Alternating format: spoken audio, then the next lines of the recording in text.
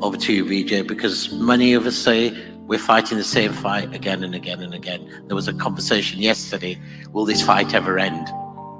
Will this fight ever end? Well, first, Asad, thanks for forcing me to come to Glasgow. When I walk the streets of cities like this, Glasgow was the UK's second most important city. Beautiful buildings, beautiful streets, a gorgeous city. It had Red Clydeside in 1919, the uprising to create a Soviet in Scotland. But it was, crushed, of course. When I see cities like this, I think also about the other side of it. There's a phrase from Walter Benjamin: every monument of civilization is also a monument of barbarism. I think of the famines in Bengal, the jute workers in Bengal sending jute to Dundee through the Glasgow port. I think of human beings from Africa enslaved and brought from Ghana to the New World, and all those prophets getting sucked into cities like London and Glasgow. Between 1765 and 1938, the British Isles stole $45 trillion pounds from India, 45 trillion sterling from India. We never got paid for that. When the British left India, when we threw the British out, our literacy rate was 13%. So much for several hundred years of so-called civilization. Meanwhile, our landscapes were destroyed.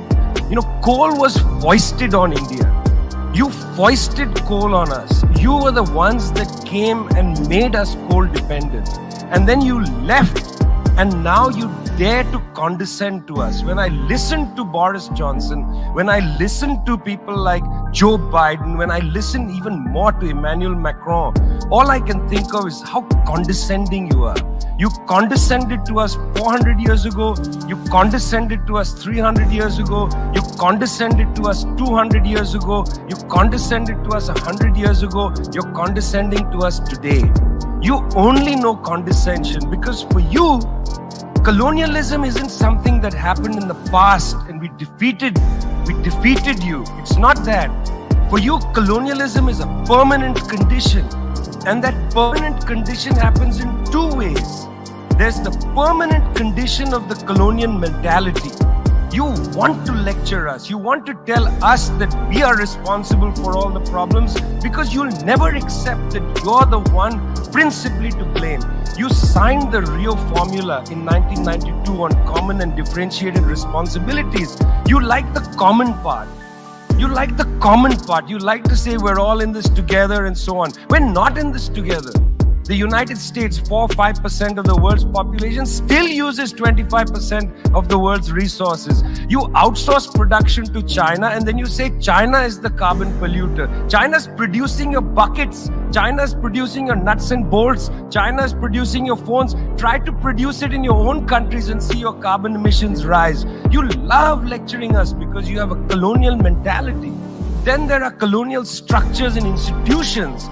You lend us money, and every time you lend us money, which is our money, every time the International Monetary Fund comes to our societies and they tell us, here's the money we are giving you. No, it's our money. You give us our money back as debt, and then you lecture us about how we should live. It's extraordinary. It's not just a colonial mentality. It's a colonial structures and institutions which reproduce themselves year after year after year. And let me tell you something. The climate justice movement, not clued enough on this. The climate justice movement is a movement that says we're worried about our future. What future? What future? Children in the African continent, in Asia, in Latin America, they don't have a future. They don't have a present. They're not worried about the future. They're worried about their present.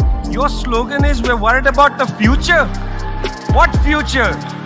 That's a middle-class bourgeois Western slogan. You got to be worried about now. 2.7 billion people can't eat now. And you're telling people, reduce your consumption.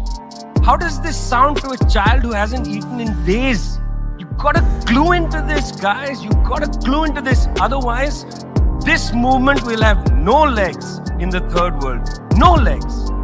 Later, I'd like to tell you about the International People's Assembly, a network of 200 political organizations that we're setting up, rooted in the global south. We want to tell you what our issues are, but are you willing to listen?